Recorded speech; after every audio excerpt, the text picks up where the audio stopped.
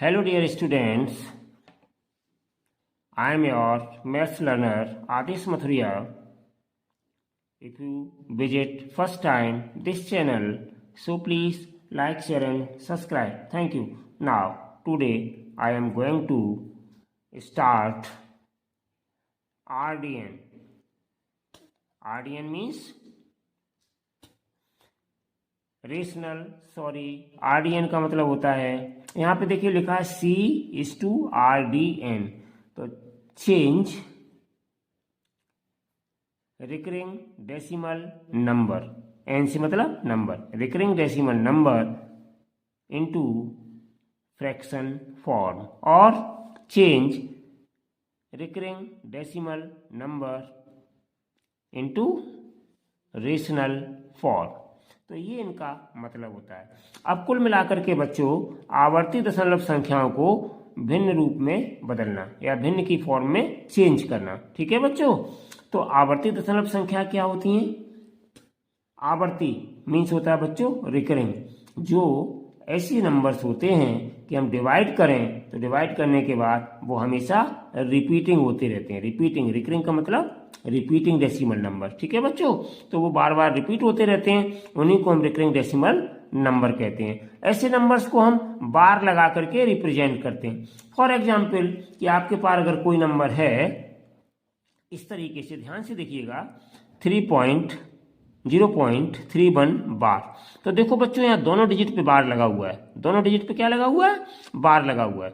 तो इसका मतलब क्या होता है? इसका मतलब होता है 0.31313131 एंड सो ऑन। इस तरीके से ये बार बार रिपीट हो रहा है। ठीक है ना, तो इन सारे नंबर्स को हम इस फॉर्म में लिखते हैं, तो इनको हम कहते हैं decimal form number.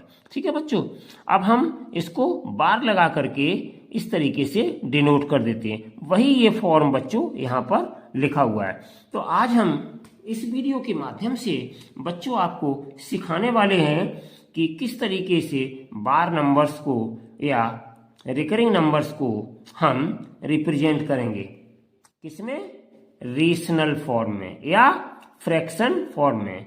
How to change the bar numbers या recurring numbers in the fraction form या in the form of rational.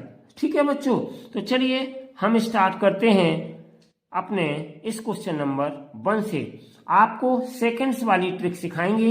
ये आपके एसएससी एग्जाम में इस टाइप के बहुत क्वेश्चंस पूछे जाते हैं। हर समय पेपर में आपको क्वेश्चन मिलता है, और इस तरीके से भी पूछ लेते हैं कभी कभी, और नहीं तो इस तरीके से रख करके भी सबकी वैल्यू पूछ लेते हैं। अब बच्चों अगर हम एक विशेष प्रोसेस के तहत अगर इनको करेंगे तो ये बहुत समय ले जाएगा, इसलिए हम विशेष प्रोसेस के तहत न करके हमें कंपटीशन एग्जाम को फाइट करने के लिए, अपने टाइम को बचाने के लिए हम इस तरीके से ट्रिक्स का यूज करते हैं। तो देखिए बच्चों यहाँ पर ट्रिक क्या है?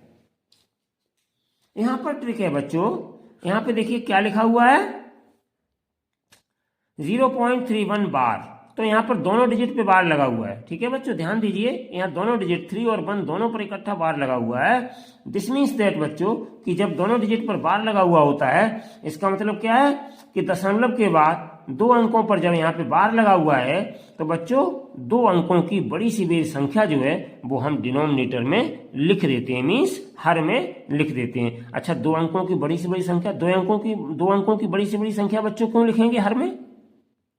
इसलिए क्योंकि यहाँ पर दशमलव के तुरंत बाद 2 अंकों पर बार लगा हुआ है। ध्यान दीजिए मैं क्या कह रहा हूं, अगर दशमलव के बाद 3 अंकों पर, दशमलव के जस्ट बाद, ये ध्यान रखिएगा, ऐसा ना हो दशमलव के जस्ट बाद कोई नंबर है और उस पर बार नहीं लगा है और बकाया आगे 2 अंकों पर बार लगा है, तो ये प्रोसेस काम में नहीं आएगा। दशमलव के तुरंत बाद जो भी डिजिट हैं और सब पर बार, जितने डिजिट पे लगा हुआ है, कोई भी डिजिट दशमलव के बाद छूटा नहीं है, सभी पे बार लगा हुआ है, तब हम इस प्रोसेस को अप्लाई करते हैं। फॉर एग्जाम्पल मैं यहाँ पे बताता हूँ, 0.31 बार है, तो देखिए इसमें दशमलव के जस्ट बाद दोनों अंकों पे बार लगा हुआ है, तो हम डिनोमिनेटर में कितना लिखेंगे? 2 डिजिट का लार्जेस्ट नंबर, मीन्स 2 अंकों का बड़े से बड़ा नंबर, और वो कितना होता है? 99। तो सो बच्चों हमने यहाँ पे 99 लिख दिया है। अब देखिए बच्चों ऊपर मेरा कितना है आएगा, तो 31 पे बार लगा हुआ था, सो बच्चों हमने यहाँ पर सीधा सीधा 31 लिख दिया है। तो ये हो गया मेरा बच्चों आंसर। अब देखिए अगर बच्चों डेसिमल के जस्ट बाद अगर कोई नंबर है आपका 1 2 3 और इस पे पूरे पे बार लगा हुआ है, तो बच्चों डिनोमिनेटर में कितना आ जाएगा, 999 आ जाएगा बच्चों डिनोमिनेटर में, ठीक है। और ऊपर कितना आ जाएगा, 123 आ जाएगा बच्चों। ध्यान दीजिए, try to understand, just decimal के जस्ट बाद तीनों अंकों पर बार लगा हुआ है, ठीक है ना बच्चों। चलिए ये रही आपकी बात इस पर्टिकुलर चीज को समझने के लिए। इसी तरीके से अब हम चलते हैं बच्चों अगले क्वेश्चन पर। तो अगले क्वेश्चन हमारा क्या है, सेकंड क्वेश्चन 0.12 बार। तो 0.12 बार है, तो इसको हम कैसे लिखेंगे डेसिमल में, तो इसको सॉरी फ्रैक्शन फॉर्म में, तो हम इसको लिखेंगे 12 अपॉन, ध्यान दीजिए 2 डिजिट पे जस्ट डेसिमल के बार लगा हुआ है दोनों पर, तो अपॉन में 99। चलिए बच्चों अब हम चलते हैं नेक्स्ट क्वेश्चन पर जो आपकी स्क्रीन पर है 0.17 बार। तो इसको हम बच्चों कैसे सॉल्व करेंगे, तो 0.17 बार है, तो हम 0.17 बार मतलब डेसिमल के जस्ट बाद दोनों डिजिट पे बार लगा हुआ है, तो हम बच्चों इसको लिखेंगे 17/99। तो ये हो गया आपका बच्चों नेक्स्ट वाला थर्ड पार्ट। आपको समझ में आ रहा होगा और आनंद भी आ रहा होगा कि तो बहुत सिंपल है। चलिए बच्चों अब इसके बाद हम चलते हैं और अगले नेक्स्ट पार्ट पर। तो वो हमारा नेक्स्ट पार्ट क्या है, ध्यान से देखिएगा 0.393 बार। ध्यान से देखिएगा बच्चों, इसको आपको ध्यान से समझना होगा। इसमें डेसिमल के जस्ट बाद जो 3 लिखा हुआ है, इस 3 पर कोई बार नहीं है, इससे थोड़ी आपको सावधानी सीखनी पड़ेगी। लेकिन बच्चों 0 के बाद डेसिमल है, डेसिमल के जस्ट बाद 3 है जिस पर कोई बार नहीं लगा हुआ है, लेकिन उसके जस्ट बाद में 2 नंबर हैं जिन पे बार लगा हुआ है। तो पहला काम बच्चों मेरा होगा कि जिन 2 अंकों पर बार लगा हुआ है उसके लिए हम यहाँ पर 99 लिख देंगे बिना पूछे बताए, ठीक है बच्चों। अब रही बात कि अब हम आगे क्या प्रोसेस करेंगे इसमें, तो देखिए बच्चों ये जो पूरा इस पे बार हटा करके ये पूरा नंबर डेसिमल हटा करके कितना बन गया पूरा नंबर 393। तो हम यहाँ पे बच्चों 393 लिख लेंगे और जिस अंक पर बार नहीं लगा हुआ है उसको हम इसमें से माइनस कर देंगे। तो बच्चों मेरे पास कितना बचेगा, 390 ये बचेगा मेरे पास। तो ये आपका आ जाएगा नंबर ऊपर 390। ध्यान से समझते जाइए, मैं रिपीट कर दूंगा, इसको थोड़ा सा समझना पड़ेगा आपको। और बच्चों यहाँ पर एक अंक पर बार नहीं लगा हुआ था डेसिमल के जस्ट बाद, तो एक अंक पर बार नहीं लगा हुआ था बच्चों। ध्यान दीजिए मैं क्या कह रहा हूँ, एक अंक पर बार नहीं लगा हुआ था, इसलिए बच्चों हम 1 0 लगा देंगे 99 के जस्ट बाद में, ठीक है बच्चों। एक बार हम फिर रिपीट करेंगे क्योंकि ये थोड़ा सा हार्ड है, हल्का सा, ज़्यादा नहीं हल्का सा हार्ड है।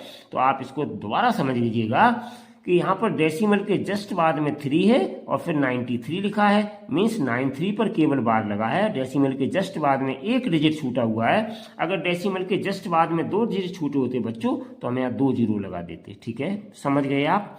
3 डिजिट छूटे होते तो हम 3 0 लगा देते, समझ गए आप। तो यहाँ पर हमने 1 डिजिट छूटा है तो बच्चों 1 0 लगा दिया है। और उसके बाद पूरा नंबर हम ले लेंगे बार हटा करके। पूरा नंबर मेरे पास कितना है बच्चों 393, वो हमने लिख लिया। उसके बाद 1 डिजिट जो जिस पे बार नहीं लगा था वही 3 हमने इसमें से माइनस कर दिया, तो मेरे पास कितना आ गया 390। इसको हमने कहाँ लिखा, ऊपर, ठीक है बच्चों। आई होप कि अब आपको अच्छे से ये चीज़ समझ में आ गई होगी।